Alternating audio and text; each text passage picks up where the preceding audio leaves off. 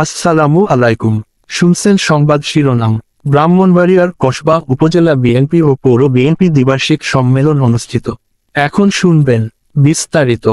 ব্রাহ্মণবাড়িয়ার কসবা উপজেলা বিএনপি ও পৌর বিএনপি দ্বিবার্ষিক সম্মেলন অনুষ্ঠিত হয়েছে দীর্ঘ 15 বছর পর।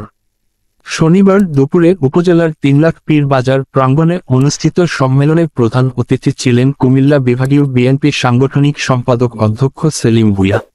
কসবা উপজেলা বিএনপি সভাপতি অ্যাডভোকেট মোহাম্মদ ফখরুদ্দিন আহমেদের সভাপতিত্বে সম্মেলনে অন্যান্যদের মধ্যে বক্তব্য রাখেন সহ সাংগঠনিক সম্পাদক মোহাম্মদ মোস্তাক মিয়া, জেলা বিএনপি আহ্বায়ক অ্যাডভোকেট এম এ মান্নান, সদস্য সচিব মোহাম্মদ সিরাজুল ইসলাম প্রমুখ।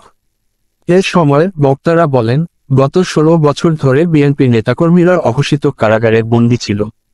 আমাদের দুর্ভাগ্য, সাবেক আইনমন্ত্রী আনিসুল হক আমাদের এলাকার সন্তান। তার অত্যাচারে অতিষ্ঠ হয়ে আমরা দীর্ঘদিন সম্মেলন করতে পারি নাই। সম্মেলন সফল করায় নেতাকর্মীদের অভিনন্দন জানায় বক্তারা। উল্লেখ, কসবার উপজেলার 10টি ইউনিয়ন ও পৌরসভার 9টি ওয়ার্ড থেকে বিপুল সংখ্যক নেতাকর্মী সম্মেলনে অংশগ্রহণ করে। ব্রাহ্মণবাড়িয়া 24.নিউজ।